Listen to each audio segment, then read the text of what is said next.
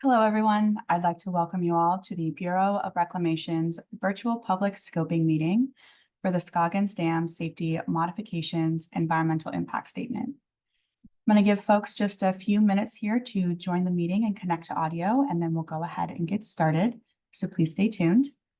I do want to note that closed captioning is available by selecting the closed caption icon at the bottom of your Zoom screen if you are using the Zoom web portal or Zoom app on your computer.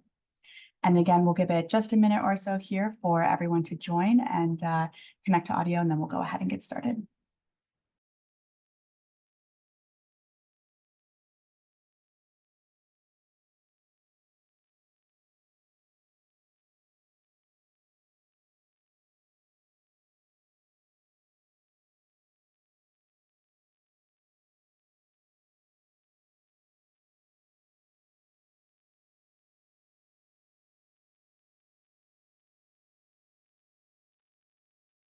All right, again, welcome everyone to today's meeting for the Bureau of Reclamation's Scoggins Dam Safety Modifications Environmental Impact Statement.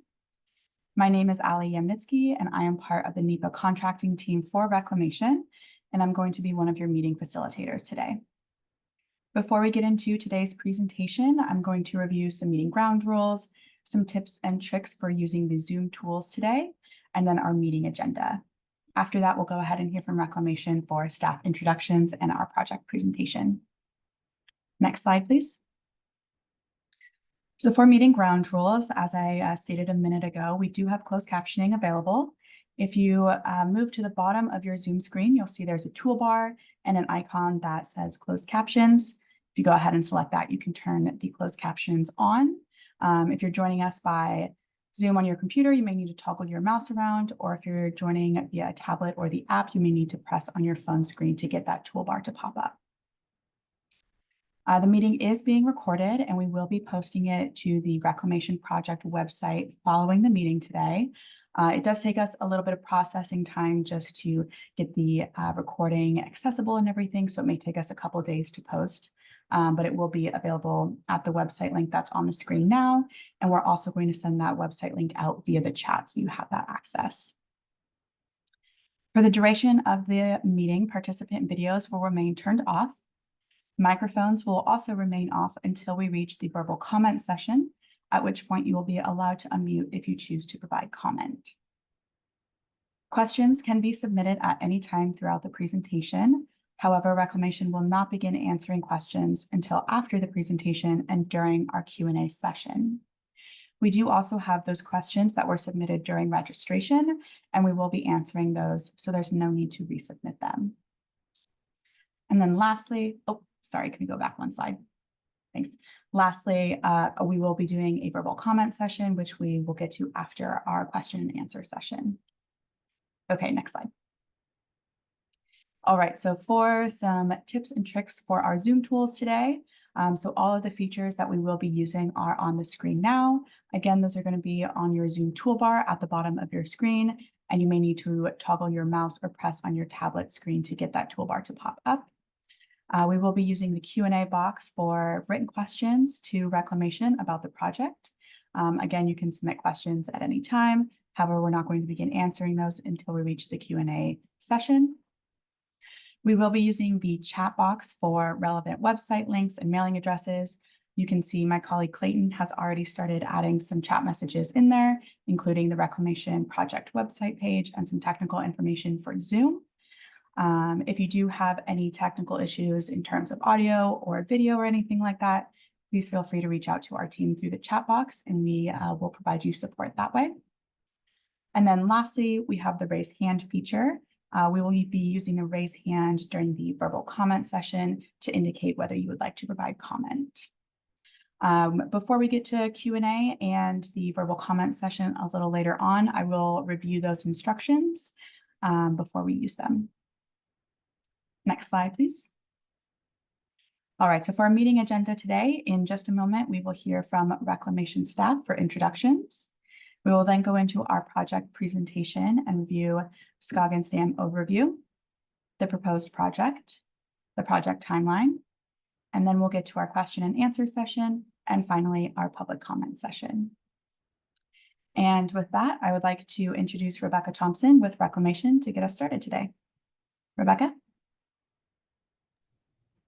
Good afternoon. Hi, I'm Rebecca Thompson, and I am with the Columbia Pacific Northwest region of Bureau of Reclamation out of Boise, Idaho, and I am the project NEPA lead. And I'm joined here by several of our subject matter experts and design engineers. And myself and Ben Miller will be providing the presentation today, and I'll hand it over to Ben.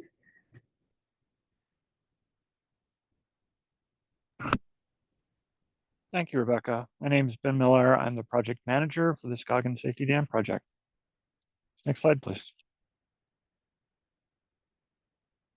Okay, and today we're going to be going over the project and then talk about some NEPA regarding the environmental impact statement. Next slide. So Scoggins Dam is an earthen dam embankment dam. It was constructed in 1975 and west of Portland. Overall, the reservoir contains roughly 60,000 acre feet, and Hagg Lake is the reservoir behind Scoggins Dam. Next slide, please. So the purpose of Scoggins Dam, first and foremost, for irrigation. That's the job of reclamation, provide irrigation water to various users. Irrigation from this facility is provided to Tualatin Valley Irrigation District. In addition to that, we have water supply for municipal and industrial purposes. This goes to the cities of Beaverton, Forest Grove, and Hillsborough, as well as some water going to Lake Oswego Commission and to Tualatin Valley Irrigation District. In addition, there's also water quality tie that's provided to Clean Water Services, a member of Washington County. And then we also provide flood risk management, recreation, and fish and wildlife services around there. Next slide, please.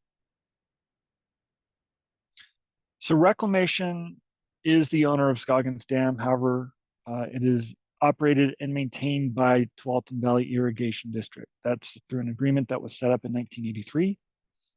In addition to that, there's many recreation facilities and trails around Hagg Lake, which is managed by Washington County Parks. Okay, next slide, please. So existing conditions of the facility. As you can see here, we have not only a plan view, but also a photograph view. There's a lot that goes on behind the water that we don't see. The width of the dam from side to side is roughly a half-mile long. And this also includes a spillway, which feeds into Scoggins Creek. And West Shore Drive is that road that goes across the dam, which is a two-lane road with barriers on either side. Next slide. So this zooms in more to the facilities. You can see that there, the concrete part that runs from the reservoir down is the spillway. The white line is the outlet work piping. That's all underground, and that provides water from the reservoir to Scoggins Creek. That's the primary method for water release. In addition to that, you can see up near the top, there are several buildings near Scoggins Creek. These are facility buildings used for maintenance, operations, equipment storage, generator housing, and other various aspects to run the facility. Next slide, please. Okay, I won't get too much into this, but this slide is essentially showing the design of the facility. It's all earthen material, but it's not just one type of material that goes into it. There's various layers, various types of material that goes in and it's a pretty complicated design as far as the cross section. Okay, next slide, please. So a bit of history. Reclamation began looking at a seismic study here at Scoggins Dam, initially at Gales Creek Fault. But then we identified other issues that were going on, primarily Cascadia subduction zone. And so in 2010, Reclamation determined that there was seismic risk to the facility and decided to start looking at what are options to reduce the risk to the facility in the occasion of a seismic event. Several alternatives were developed between 2010 and 2016. During that time, Clean Water Services was also investigating how to increase reservoir storage at Hagg Lake.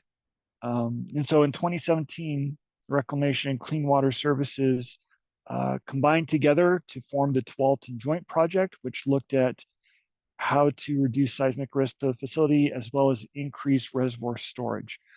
3 different project alternatives were developed as part of that. Next slide, please. During that time, it was unclear how quickly a decision was going to be made and implemented for the final dam project. So Reclamation looked at several interim risk reduction options. While no items were implemented, they were considered. And then finally, in December of 2021, a determination was made to move forward with a safety dam only option. So not increasing reservoir storage, but just reducing seismic risk. Since that time, beginning January of 2022, Reclamation has began moving forward with the final design of one of the options. Next slide, please. So what is driving all this? The primary driver is the Cascadia subduction zone, which is approximately the closest point of the subduction zone to Scoggins Dam, around 120 miles away.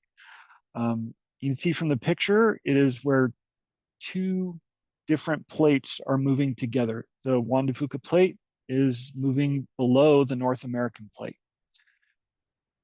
These plates meet at from where the Washington-Canada border is and goes all the way down to Northern California. That's how long this fault line is. Okay. So what can we expect? In our research, we've looked at this. Potentially, it's a 9.0 magnitude earthquake that can last for roughly 3 minutes. What does that mean for the facility? It poses risk for uncontrolled release of water from Scoggins Dam in various different ways. One way is through the dam, through the soils. Another is overtopping of the facility. And finally, a spillway failure. So those are what we're looking at trying to improve as part of this project. Next slide, please. So overall, what Reclamation is looking at doing is improve public safety at Scoggins Dam during a seismic event, while at the same time continuing to meet our authorized project purposes. That's the irrigation, water usage, water quality, flood control, and such. Okay, next slide, please. Okay, so here is an overall view of what we're looking at doing with the project. I'll get into various aspects on these sections in the next few slides. Okay, next slide, please. All right, so on this slide, we have the orange part, which is that's our construction staging and laydown area. The green with the brown hash line is actually going to be the new footprint of the dam. And then you see from the blue, that will actually be a new spillway, inlet channel, and channel for Scoggins Creek.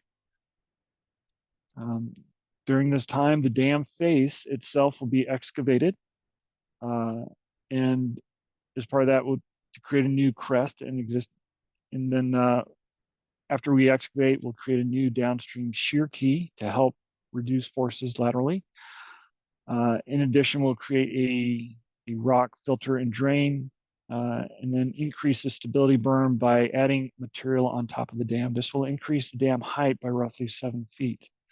In addition, we'll create a new road that crosses the dam.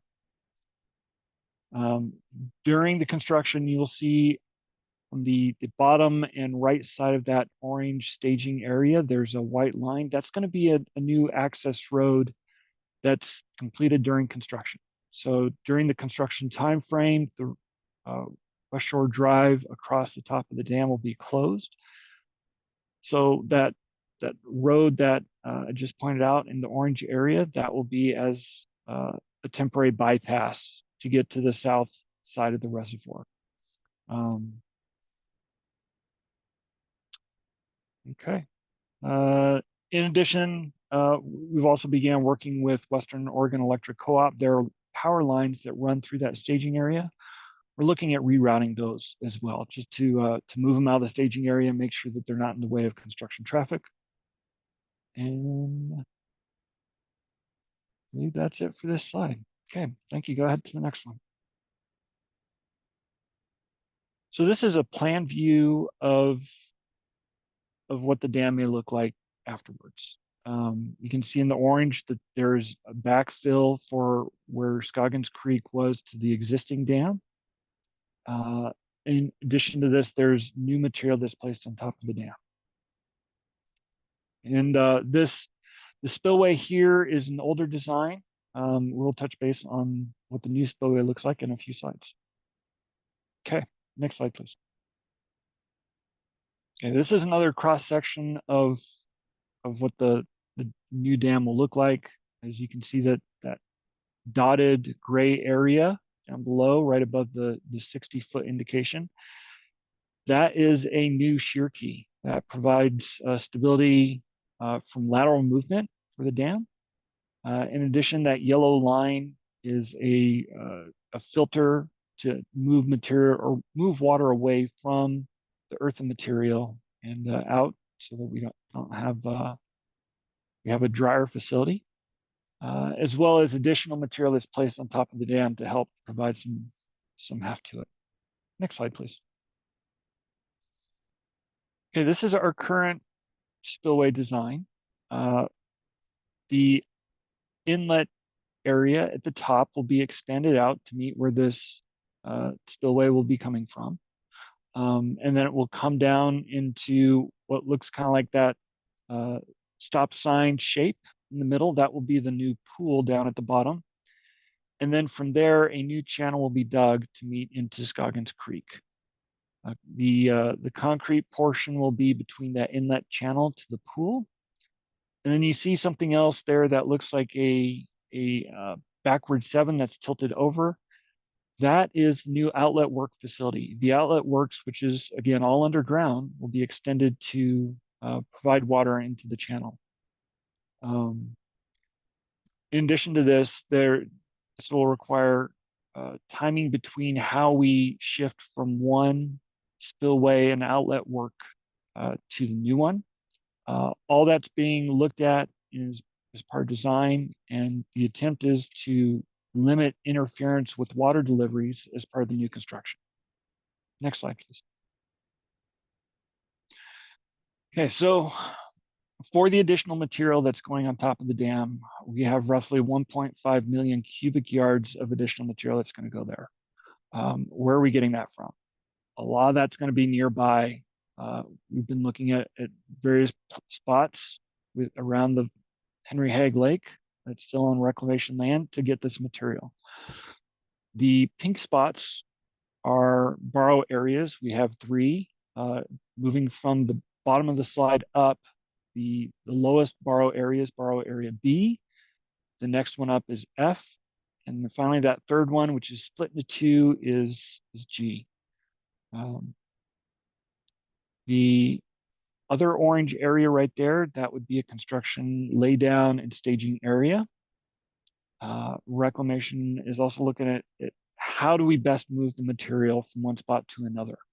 The orange part right there, that's what we're looking at, is a haul road, which should be next to the Scoggins Valley Road, and meant solely for construction traffic to move back and forth and move borrow air material from the pit area to the facility. And then the green line up above, Rebecca will be talking more about that, but that would be using the actual county road for moving material if we have to go up to the top one. Okay, and at this point, I will turn it over to Rebecca Thompson for talking more about environmental compliance. Thank you. If you could shift to the next slide, please. All right, so the National Environmental Policy Act requires that we analyze a reasonable range of alternatives in the environmental impact statement. So to date, we've identified a few preliminary alternatives for this project to address accessing the borrow sites and transporting the excavated materials to the dam site. And these will be further developed following receipt of public comments and after the close of the scoping period. So part of the purpose of public scoping is to get your input on potential resource issues or concerns that you might have about the project proposal, as well as other alternative ways of achieving our purpose and need, as Ben described earlier. So to date, the action alternatives that we are considering, and again, these are preliminary, they will all have the same structural dam safety design that Ben described earlier as the proposed action.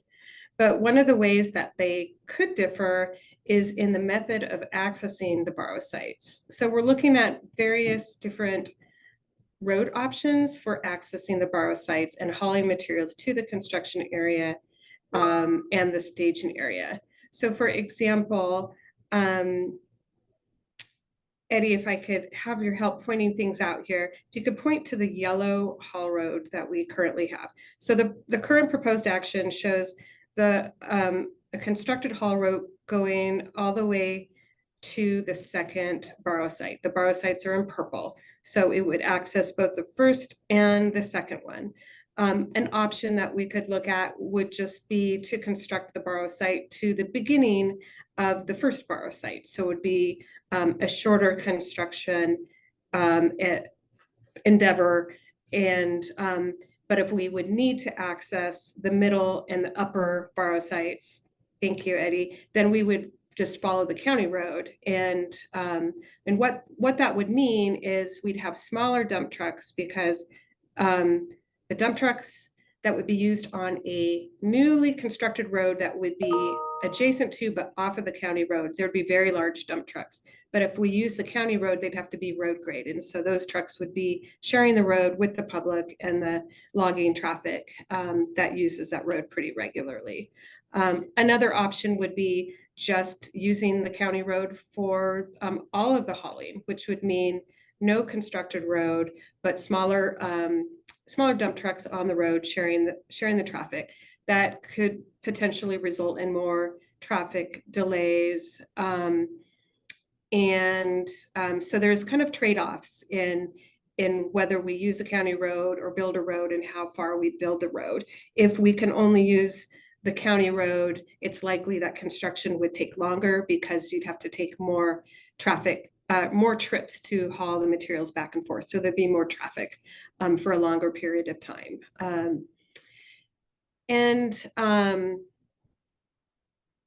Also, some of the trade-offs of building a haul road is, if you see the solid yellow, Eddie, if you could point to the solid yellow, those little pieces there are construction fill. So because it's so steep in that area, a lot of earth and material would need to be put down to build such road. And then once the road is no longer used, they would reclaim it, but it would look a little bit different on the landscape, and they would have to remove some of the trees to build that road. So a second way that alternatives could differ is in the level of visual screening of the borrow areas and protection of the recreation trails. And so we're looking at these considerations because there are hiking trails that intersect the borrow areas. So right there where the pointer is, the blue, that's the Henry Hagg Lake Loop Trail. It's white when it's outside of it. And we showed it being blue when it intersects the borrow site. So as you can see, the first and second borrow sites, the Henry Hagg Loop Trail would be impacted. And with this particular figure, that this is the proposed action, all the forest needs to be cleared to create the borrow site, and those trails would need to be closed for the duration of construction. So one consideration that we are looking at is pulling back the edges of those borrow sites away from the lake. So essentially making the borrow site boundaries smaller. And that would allow an area to reroute the trail, keeping the full loop trail during construction. And it would also provide a level of visual screening so that when you're looking at these areas from the lake or across the lake, it wouldn't just look like a clear cut all the way down to the lake. So so those are some different options that we're looking at. We're interested in your feedback on those. Again, they have trade-offs. The smaller you make the borrow area to try to reduce some of the visual and recreation concerns means the greater number of borrow sites would be needed. So we have 3 potential borrow sites that we would use. The hope is that we could get as much as possible from the first one. And then if we need more materials, we go to the second one. And if we still need more materials, then we go all the way to the northern one on the top of that image. Yes, that one. So the smaller you make the borrow areas means the greater possibility that we're going to have to clear more areas and excavate more borrow sites. But we're still in the process of evaluating the materials to see exactly how much material we can get out of these sites. Let's go to the next slide. Okay, so this slide shows the high level milestones of the project schedule. The draft EIS is anticipated to be published in either late 2024 or early 2025. The final EIS will be published in probably the fall of 2025. The record of decision will be published either in the winter of 2025 or 2026. It must be completed by January 2026 because we have 2 years to complete the EIS and the record of decision from the date that the notice of intent went out, which was the end of January. So project final engineering design is scheduled for completion by 2027. And if the NEPA alternative chosen is one of the action alternatives, construction is anticipated to begin in spring of 2029 and completed by 2035. So approximately 6 years of construction. Next slide, please. So this slide outlines the 3 public engagement opportunities that are associated with the environmental impact statement. So they're NEPA specific. So right now we're in the 30-day public scoping period, which ends February 26th. This is the date that all public comments must be received for consideration in the draft EIS. So again, we're looking for feedback from you on concerns that you have of the project, issues, any data you'd like to provide us, any suggestions for alternatives to consider. And we will be evaluating all of your comments and summarizing them in a public scoping report, which will be made publicly available and posted to our project website. And then the feedback that we receive will be considered as we develop the alternatives for the EIS and determine which resources that we'll be analyzing in detail in the EIS. The next opportunity for public involvement is when the draft EIS is published. So there'll be a 45-day formal public comment period where you can provide comments on the draft document. And there'll also be an in-person and virtual meetings, much like those that we're doing right now for scoping. And Reclamation will provide a notice to interested parties and residents near the dam and lake when the EIS is available for review and to announce the public meetings. So we'll have an email blast, postcards will be sent out. It'll be in the newspaper. It'll be on the radio as well as our website. So that's a 45-day public review period of the draft EIS. The meeting will be sometime in the middle of that 45-day period. And then all of the substantive comments received on the draft EIS will be noted and addressed in the final environmental impact statement. And when the final environmental impact statement is published, there's another opportunity for the public to review that document. It'll be posted. You'll have 30 days to review it. You can submit comments, but there will not be any formal review period with public meetings. But if you do provide comments, they will be considered when we prepare our record of decision. So this concludes the presentation portion. I'm going to turn this back over to Allie, and we will start our question and answers. Great, thanks for Rebecca. All right, so we'll go ahead and get started with our Q&A. So I'm first going to review some guidelines and then just instructions on how to ask questions before we go ahead and get started. So to submit a written question, you can go ahead and pull up the Q&A box. That's going to be down at the bottom of your Zoom screen along that toolbar. Again, if you are joining by tablet or phone, you may need to press on your screen to get that toolbar to pop up. And if you're joining us by computer, you may need to toggle your mouse around. But once you have that pulled up, you'll see what the box looks like there at step 2, and you can go ahead and submit a question. Again, we do have those questions that were submitted during registration, and we will be reviewing those first before we get to any questions that we've received live so far during this meeting. I don't see that we have any phone callers joining us today. If you are joining us by phone and you do not have access to the Q&A box, you can go ahead and press *9 on your phone's keypad to raise your hand, and we'll allow a verbal question. I do see some hands raised in our participants list currently, so I just wanted to address that quickly. If you do have a question and that's why you have your hand raised, please submit that via written form through the Q&A box. If you have your hand raised because you wish to provide verbal comment, we'll go ahead and call on you once we reach that comment session.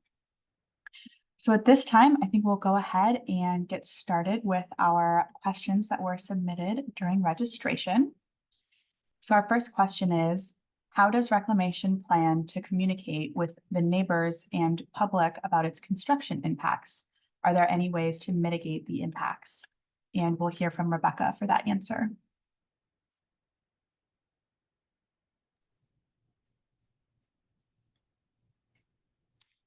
Thank you. So the impacts from construction will be disclosed in the draft and final environmental impact statements, and these documents will be made publicly available and communicated via the postcard mailings, newspaper, media outlets, news release, email blast, and project web postings. Reclamation will implement best management practices and other design features when and where feasible to mitigate impacts. Thank you. We'll take the next one. Thanks, Rebecca. Our next question is, what new opportunities will this provide for trail users around the lake or campgrounds? So Reclamation's dam safety modification proposal does not include development of new recreation opportunities, as that's outside of the scope of this project. There is the potential, as I described before, that some parts of the Hagg Lake Loop Trail may need to be rerouted and or reconstructed during or following construction. However, the recreation opportunity will be the same post-construction. We encourage that you engage with Washington County Parks about possible improvements to recreation at Hagg Lake or any other proposals that you would like to share with them. Thank you. Right. We'll move on to our next pre-registered question, which is, does this project also lead into potentially expanding the dam and the reservoir? Just looking for a potential timeline. And we'll hear from Ben for that answer. Hi, and no, the proposal being addressed is to modify the existing dam and address public safety concerns associated with seismic loading. So while the current plan increases the size of Scoggins Dam and the elevation of the height, it does not impact the size or elevation of the reservoir associated with that. Great, thanks, Ben. We'll move on to our next pre-registered question, which is, how much money will this cost? And we'll also hear from Ben for that answer. Okay. Costs are still being refined as project design develops. Preliminary cost ranges for the project is between $600 million to $1.5 billion. We'll move on to our next pre-registered question, which is, what are the plans to reroute athletes during events that circumnavigate the lake? And we'll go back to Rebecca for that answer. So when we get to closer to when the project has advanced a little bit more, we will be working with Washington County Parks to minimize any potential disruption to recreation events such as races. So safety considerations will be prioritized for any reroutes that are needed for these events. Thank you. Thanks, Rebecca. We'll go ahead and move on to our next pre-registered question, which is, will there be information about the breaching of the dam water flow down the river? And we'll hear from Ben for that answer. So yeah, Reclamation, as part of this, the Dam Safety Office is looking at dam breach as one of the options for consideration as the dam safety project. This will be addressed within the EIS, but it has not yet been determined at what level that will be addressed. And it will be open for public review as part of when the draft EIS comes out. All right, we'll move on to our next pre-registered question, which is, with the working being done on the dam, how can additional recreation opportunities be incorporated? Could the proposed borrow pit be considered for a future trail system or campground? With the increased popularity of electric devices, could a small area be developed for kids to ride a bike? Being a resident of Forest Grove, I feel like Hagg Lake has a lot to offer for the local community members in the way of trails and campgrounds. So there's a couple questions in there, but we'll hear from Rebecca for that answer. So Reclamation's dam safety modification proposal does not include development of any new recreation opportunities. It's outside of the scope of this project. We are committed to maintain or replace any recreation opportunities that currently exist that could potentially be impacted, but we're not creating any new ones. Washington County Parks, they serve as the lead organization for recreational improvements at Hagg Lake. So we encourage that the public engage with the county about possible improvements to recreation at the lake. All right, thanks, Rebecca. And we'll move on to our last pre-registered question, which is, what will the timeline be and what is the workaround for circumnavigating the lake? And we'll hear from Ben for that answer. Yeah, the timeline, we're currently in design and doing environmental compliance. That will be wrapped up overall with design by 2027. Move to an acquisition phase, and then construction of the project will be approximately from 2029 to 2035, so around 6 years. And as far as circumnavigating the lake, we want to make sure that there's access to the south side of the reservoir the entire time. So one of that's going to be creating a new road that shoots off near the boundary between reclamation land and Stimson Mill land, and creating a new road that heads to the southern side of the reservoir from there. I think we showed that earlier on one of our slides. Right, thanks, Ben. All right, and that is the end of our pre-registered questions. So we do have quite a few questions coming in through our Q&A box. So thank you everyone for submitting your questions there. I do want to take just a quick pause here to make sure that we've got the answers developed and the best information possible to give out to everyone. So we're just going to review those questions here for a moment. We appreciate your patience as we are in this virtual setting, and it may take us just a minute to gather all that best information for you, but we'll begin answering those questions. We'll begin providing the answers to those live questions in just a moment.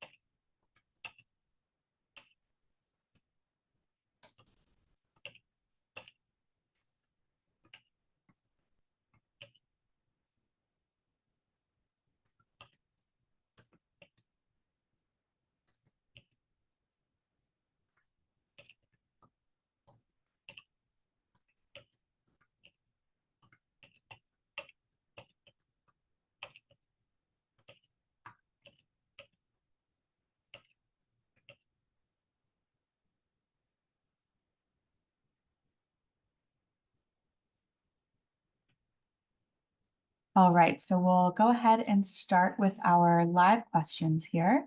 Again, we appreciate your patience. We're still working to develop some of the answers for the questions that we've received so far. Our first question is, will a copy of this slide deck be made available for download? And we will hand it off to Rebecca for that answer. Thank you. Yes, we will upload a copy of the slide deck to the Safety of Dams website within the next few days, along with the recording of this virtual meeting, as well as the virtual meeting that's being held tonight. Note also that there is also several other pages on the virtual project meeting website that may be of interest to you to take a look at. That includes some frequently asked questions and information on how to comment. And Allie, if one of you could put that URL in the chat box, that would be really helpful. Definitely, yeah. So my colleague Clayton has gone ahead and added the Reclamation project website to the chat box. So if you are interested in viewing the recording of this meeting, downloading the presentation, or as Rebecca stated, we do have just a lot of information on that website. You can go ahead and open that chat box and then click the link, and that will take you directly to that webpage. We also do have a virtual meeting webpage, which I'll have Clayton link to as well. That's going to have some more project-related information, and then additionally a form where you can submit comments as well. So both of those options will have information about the project on there, and the Reclamation website will have the recording of this meeting.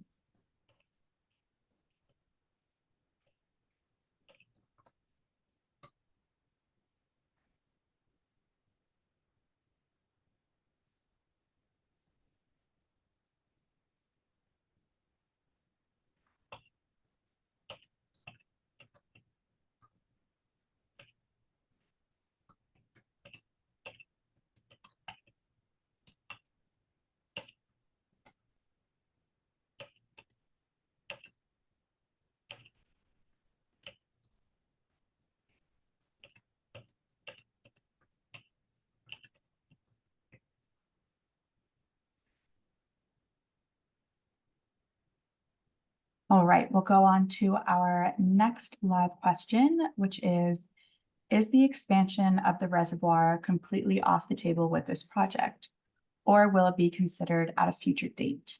And we will hear from Ben for that answer.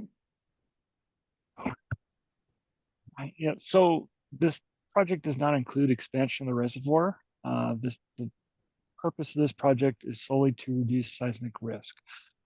So while the crest of the dam is being raised by 7 feet, that's solely for protection from seismic activity.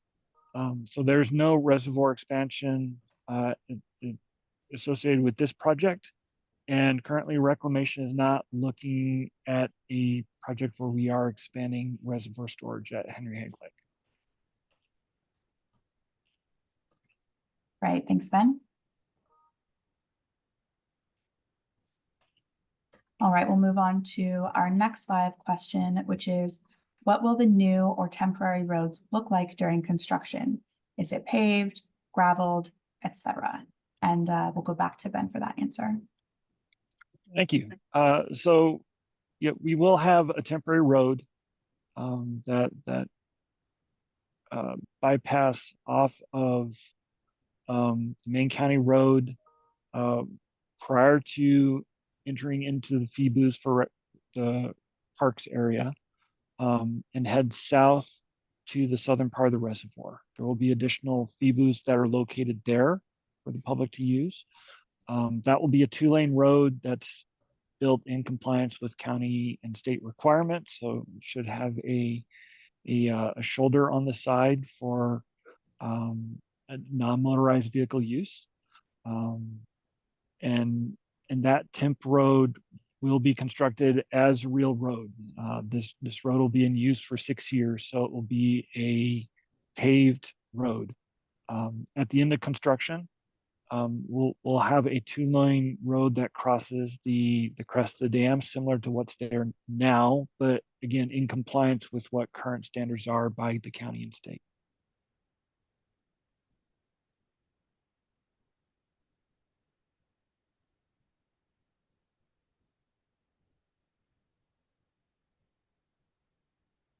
Great, thanks, Ben. All right, so we do have a few more questions queued up here. And again, we're just taking a moment to gather all the information to provide you all with answers for those. So we'll take just a moment here before we answer them. Again, if you do have any further questions about this project for reclamation, you can submit those to the Q&A box that's down at the bottom of your Zoom screen along that toolbar. All right, we'll go ahead on to our next question, which is who or when might we see an emergency response plan for this project? We already have concern with lack of communication with changes to traffic patterns, such as traffic control light on the dam. The dam route is our primary response route to West Shore Drive and roads that branch off of this route. And we'll hear from Ben for that answer. Hi, yeah. Dave, thank you for submitting this one. And I know we touched base via email the other day. Please feel free to contact me with further things. I can also put you in touch with Susan Henderson, who's our emergency response management plan for the Columbia Cascade Pacific Northwest region area. We want to make sure that partners in the area are communicated with, and we'd love to just continue our conversation with you and make sure that we're meeting your needs. So, thank you. Thanks, Ben. All right, and again, we'll just take a quick pause here while we get some answers developed for the last few questions that we've got lined up.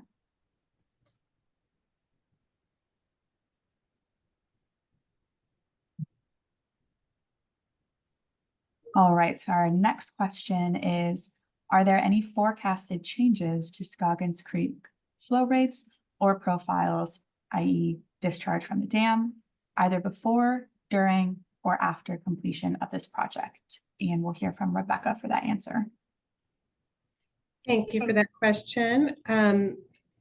Short answer is we don't know yet. The environmental impact statement will include an analysis of hydrology and water quality, including any potential for change to Scoggins Creek flow. So at this time, we don't have an answer, but we will be addressing this in the EIS. All right, and then our next question is, can you tell us again how you intend to ensure water deliveries through the construction period? Will there be reservoir restrictions? And we'll hear from Ben for that answer. Hi, thank you for the question. A lot of the construction is going to be downstream from the reservoir. So a lot of it will be conducted in the dry.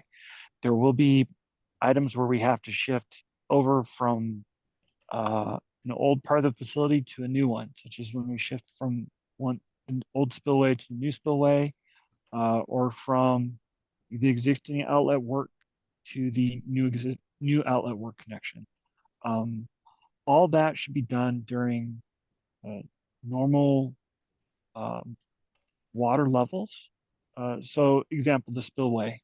There's a portion of the year when the reservoir level is below the spillway level. So we're going to try and conduct all that construction time frame with from shifting from the spillway within normal reservoir cycle of when it's low. And same thing with the shifting the outlet work construction. We would be planning on doing that when the reservoir level is high and water deliveries can be completed through the spillway. So we're really trying to limit impacts to water deliveries and make sure that water can continue to flow downstream for its intended uses during construction. Great, okay, thanks for those answers, Ben and Rebecca. That is all the questions we've received so far. So I do want to go ahead and do a last call for questions at this point. If we don't get any more questions in the next 2 minutes or so, I'll go ahead and move us on to our verbal comment session. I do want to note that our meeting goes through 1 p.m. Pacific time today, which is a little more than an hour from now. So while we'll move on to our comment session and then the remainder of our presentation today, we will be on this webinar until 1 p.m. should you have any additional questions or otherwise that you would like to ask. So like I said, if we don't get any more questions in the next 2 minutes, I'll just keep us moving on, but we will be available until 1 p.m. Pacific to answer further questions should you have them.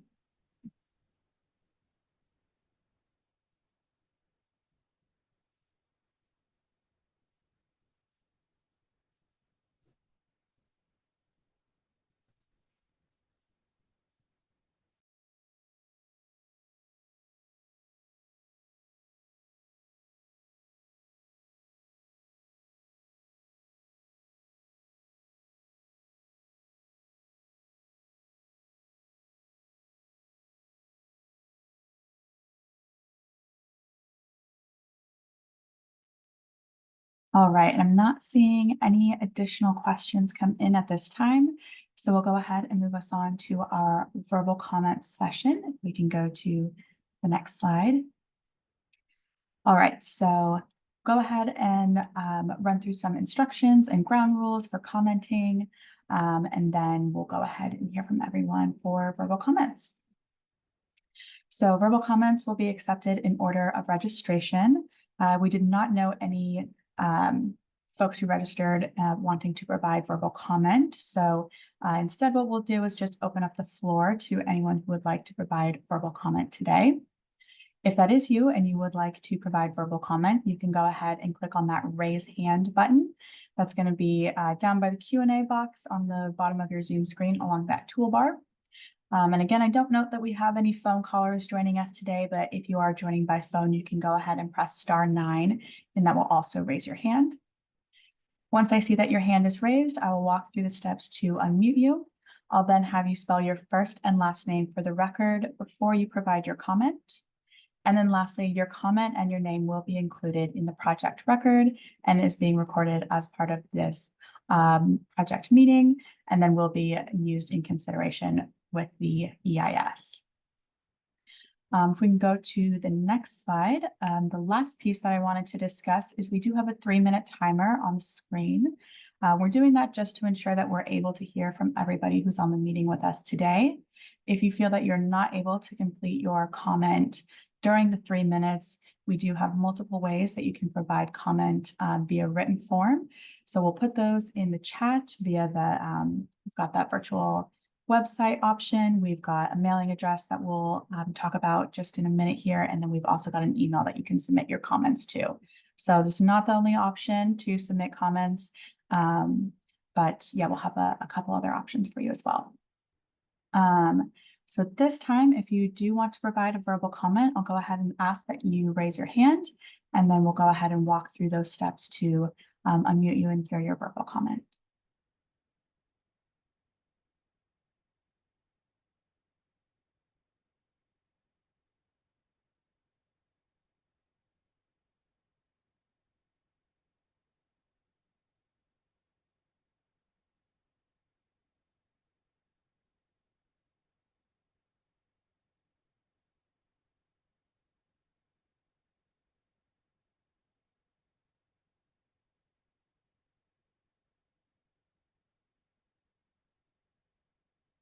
All right, I'm not seeing any raised hands yet. So sort of like with our Q&A session, I'll give it about a minute or so here to see if we do get any raised hands. If we don't, I'll go ahead and move us into the last portion of our presentation, which is just those further ways to provide comment and some closing remarks. And then we will remain on the webinar until 1 p.m. Pacific. So if you do find that you want to provide verbal comment, we'll go ahead and allow that. And if you do have any further questions, again, you can submit those to that Q&A box. But we'll just want to wrap up the presentation to provide you all with the final information today. So we'll give it another minute here or so. And if we don't get any raised hands, I'll go ahead and move us on to those last presentation slides.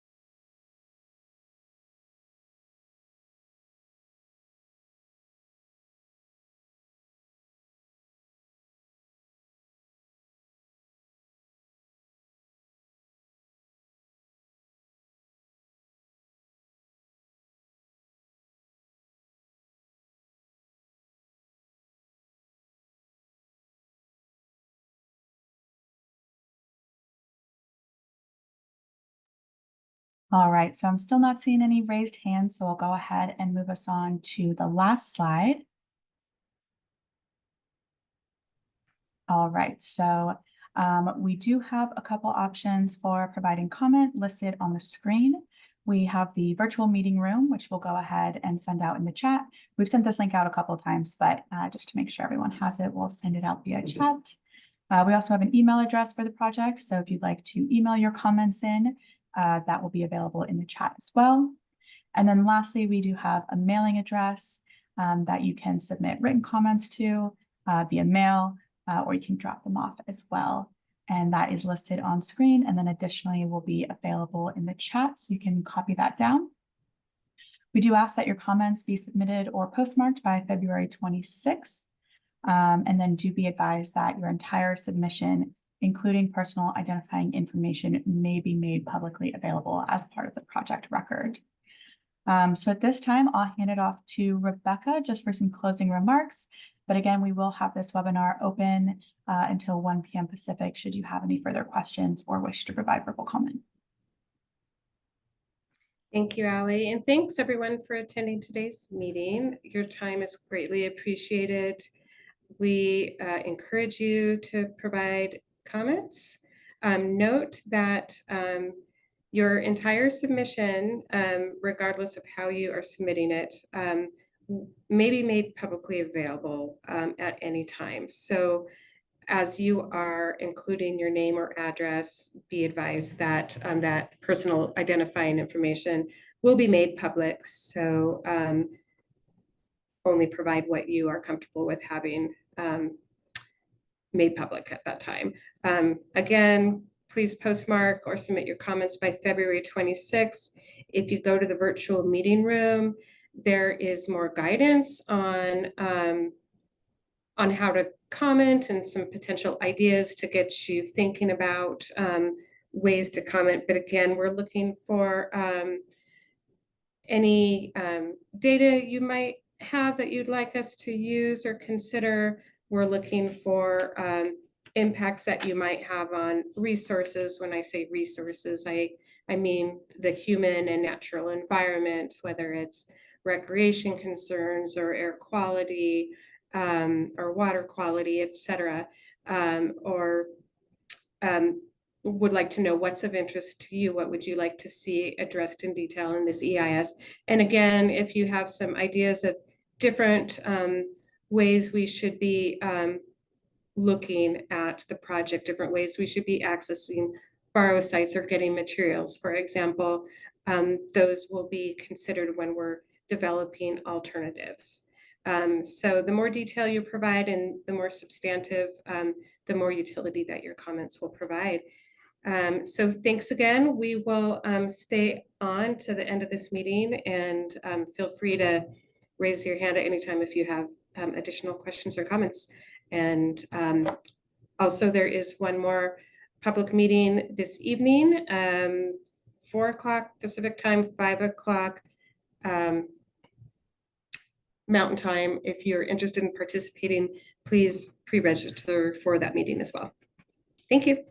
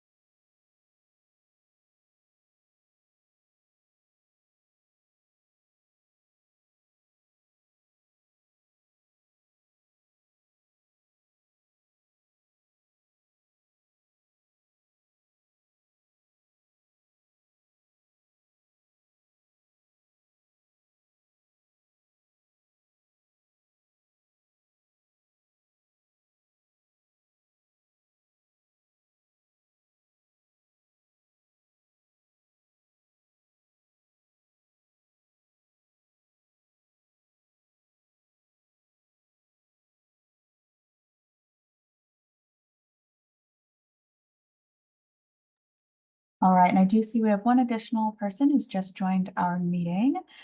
So just to give you an update of where we're at, we have finished our presentation.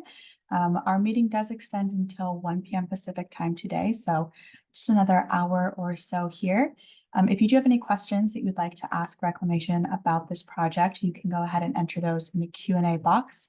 That's going to be located down at the bottom of your Zoom screen along the toolbar. If you go ahead and click on the Q&A icon, it will open up a box where you can submit questions. Additionally, if you want to provide any verbal comment today, you can go ahead and raise your hand. That raise hand icon is going to be also on that same toolbar next to the Q&A icon. And then we'll work through some steps to unmute you so you can provide verbal comment. Listed on screen, we have a couple ways to provide written comment. So we have the Reclamation Regional Office, and then we have a virtual meeting room website and an email, and we'll go ahead and send those out in the chat so you have those available. But if you do have any questions, please feel free to route those to the Q&A. And other than that, we are here until 1 p.m. Pacific to answer questions or accept any verbal comment. Thanks.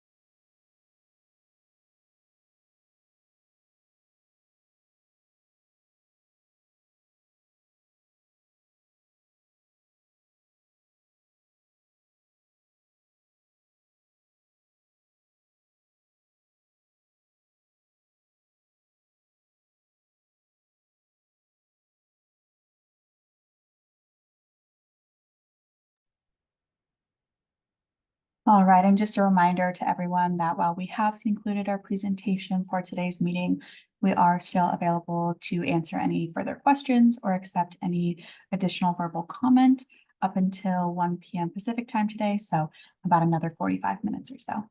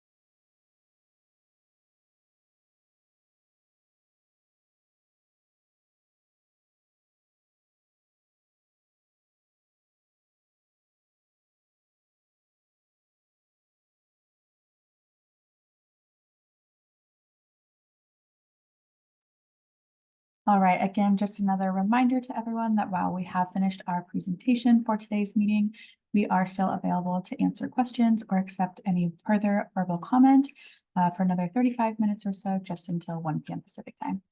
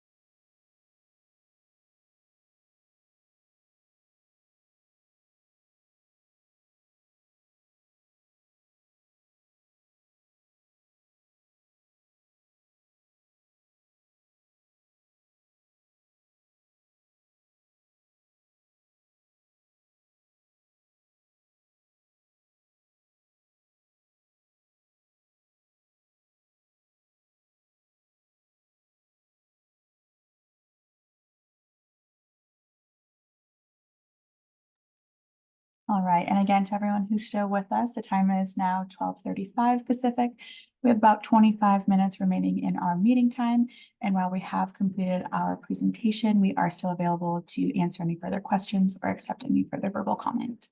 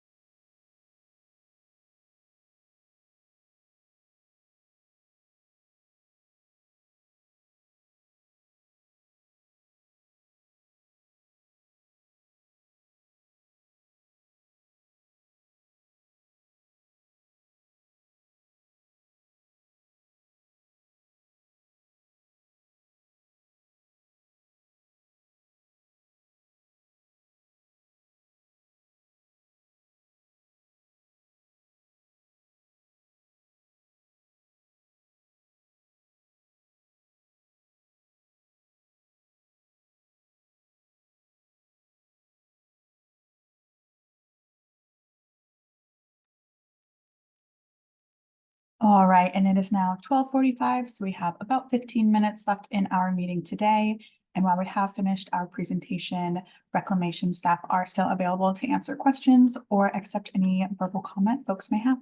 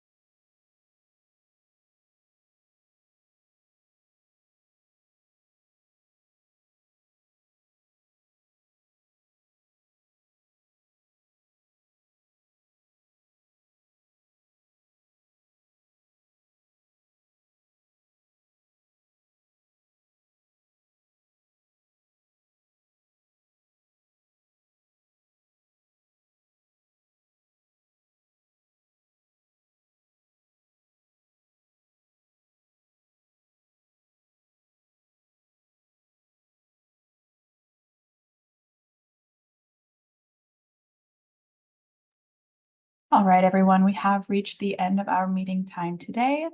Thank you again for participating and for your engagement. We do have one additional virtual meeting this evening at 4 p.m. Pacific time if you'd like to join. Otherwise, we'll go ahead and close out this meeting. Thank you.